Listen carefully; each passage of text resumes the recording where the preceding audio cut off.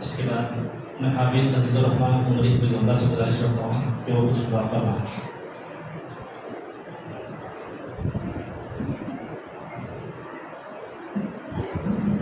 اس کے بعد میں ہمارے استاد محترم حافظ نذیر احمد عمری حفظ اللہ سے گزارش کرتا ہوں کہ کچھ نصیحت کریں۔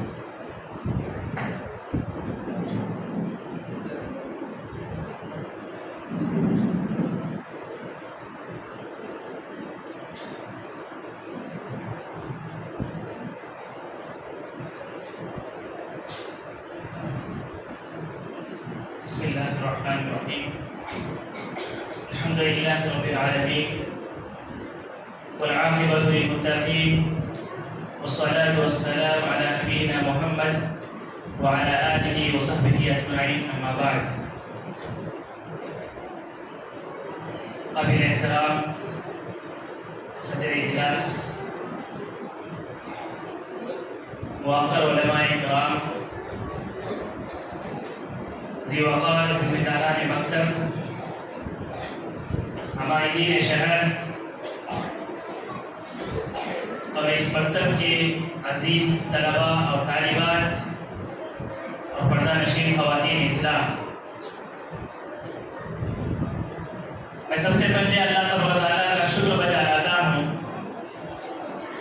کہ جس نے مجھے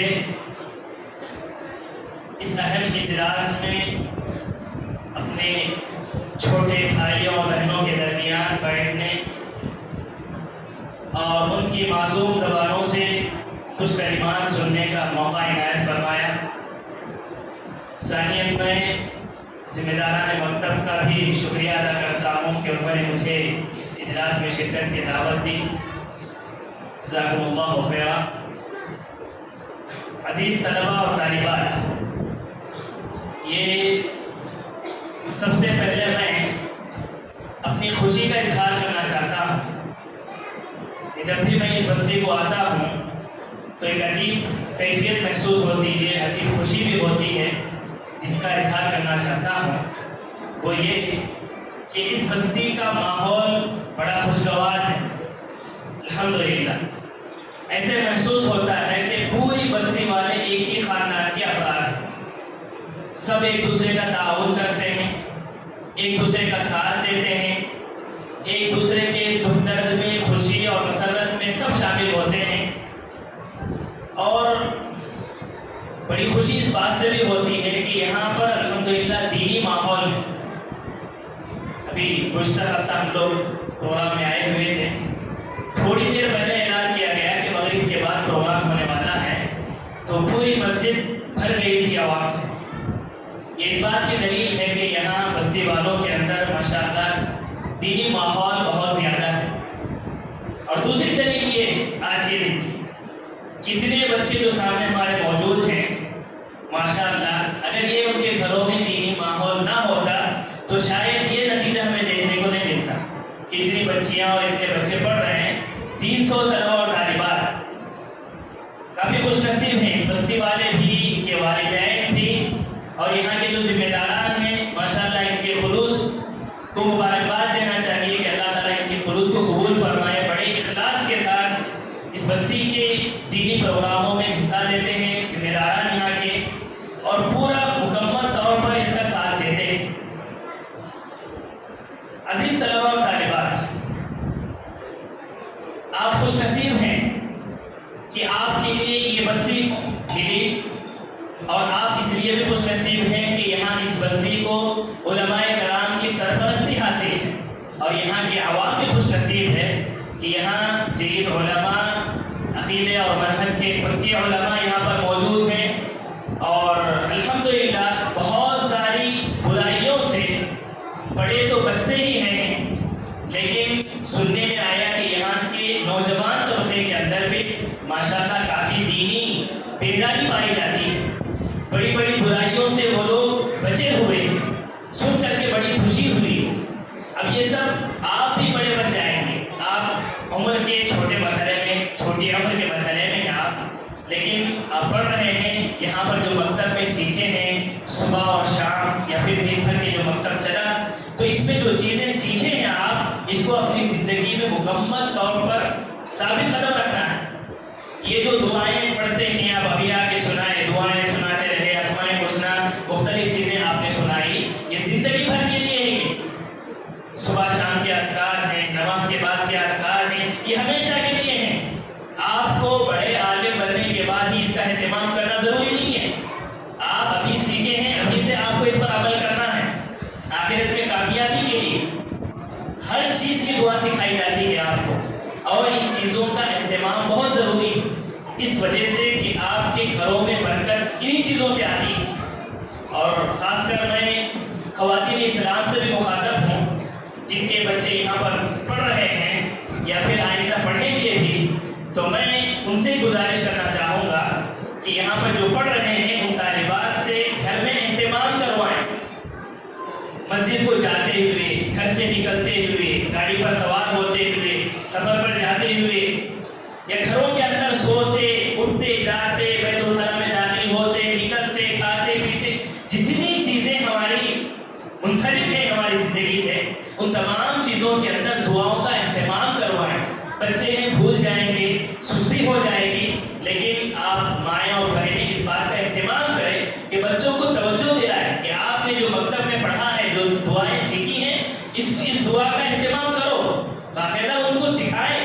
بچے بھول جائیں گے، لیکن یہ عادت جب بچپن سے پڑ جائے گی تو انشاءاللہ بڑی عمر تک یہ چیز باقی رہے گی، اور یقین مانی کہ آپ کی زندگیوں کے اندر بڑی برکت آئے گی اس کی وجہ سے.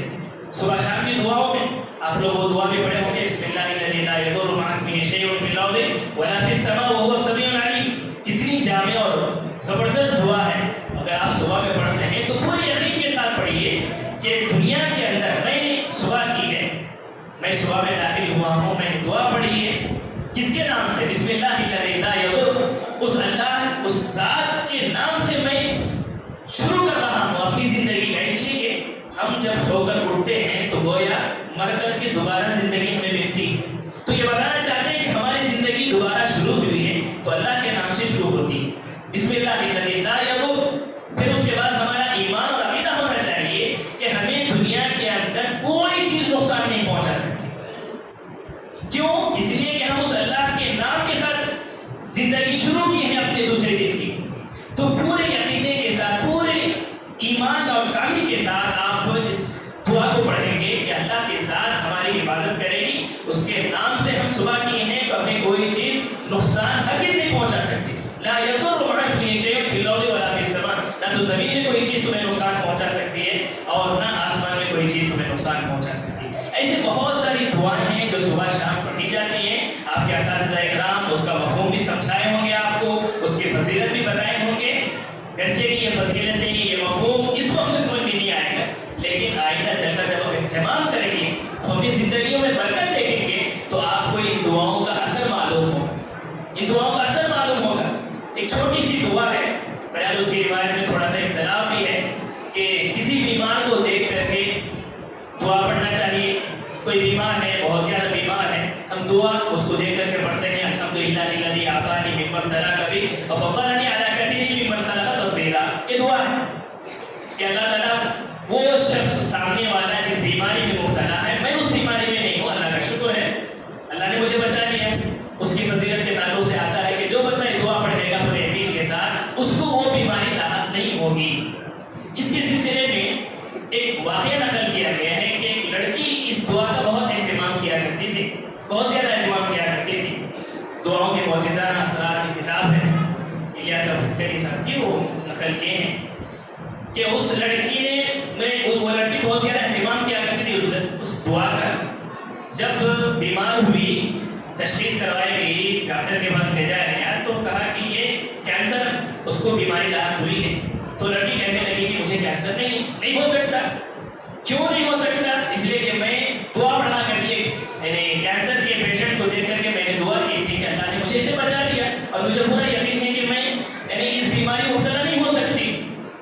ایک جگہ گئے، دوسری جگہ گئے، تیسری جگہ، جب آخری فائنل اسٹیج پر جہاں پر اس کی تشخیص ہوئی تب جا کے پتا چلا کہ اس کو کینسر نہیں ہے. واقعہ لکھتے ہیں، وہ اس نے خود واقعہ ذکر کیا. کیوں اتنا یقین کے ساتھ؟ اس لیے کہ مجھے اس حدیث پر یا اس دعا پر پورا یقین ہے کہ میں جو دعا پڑھی ہوں انشاءاللہ مجھے وہ بیماری اللہ مجھے نہیں دے گا. کوئی اور بیماری ہو سکتی ہے اللہ سے میں نے پناہ مانگی وہ بیماری مجھے لاحق نہیں ہو سکتی. تو بتانا یہ چاہتا ہوں کہ آپ جو دعاؤں کا اہتمام کرتے ہیں ابھی مکتب میں، اب اس سے فارغ ہونے کے بعد بھی، اپنی زندگیوں میں رہنے کے بعد بھی، چاہے اسکول کی تعلیم ہو، کالج کی تعلیم ہو، یا پھر عام کاروبار کی زندگی بھی کیوں نہ ہو، آپ ان چیزوں کا اہتمام کریں، دین کی پابندی کریں، نمازوں کا اہتمام کریں. چاہے آپ عالم بنے یا نہ بنے، لیکن ایک بہترین انسان بن کر کے زندگی گزار سکتے ہیں. جیسے آج ہم آپ کو دیکھ رہے ہیں، انشاءاللہ امید ہے کہ آئندہ سالوں میں بھی جب آپ بڑے ہو جائیں گے، جوان ہو جائیں گے، اپنی زندگی کے یعنی بڑے مرحلوں میں گزریں گے، تو انشاءاللہ آپ اسی طرح دیندار رہیں گے. ہمیں امید ہے کہ انشاءاللہ آپ اپنی زندگیوں کی برکتوں میں آپ خوش رہیں گے، اور ان مکتب کی وجہ سے، ان اہتمام کی وجہ سے، اس اہتمام کی وجہ سے انشاءاللہ آپ کو فائدہ ہوگا، آپ کی زندگی میں برکت آئیں گی. اور اس بستی والوں کو بھی میں مبارکباد پیش کرتا ہوں کہ آپ اتنے بچے ماشاءاللہ دینی تعلیم حاصل کر رہے ہیں اور آداب سیکھ رہے ہیں. انشاءاللہ آپ کے گھروں میں برکت آئے گی، اور یہ بچے آپ کا احترام کریں گے، آپ کو خوش رکھنے کی کوشش کریں گے، اور دینی ماحول آپ کے گھر میں آئے گا انشاءاللہ.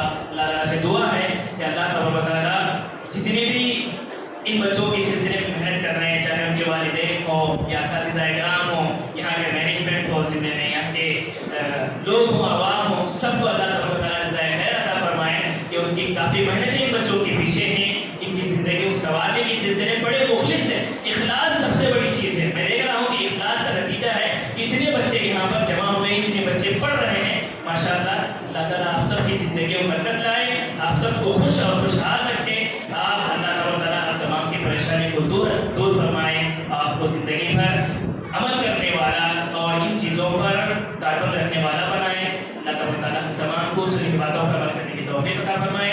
آمین. وآخر دعوانا الحمدللہ رب العالمین. السلام علیکم ورحمۃ اللہ وبرکاتہ.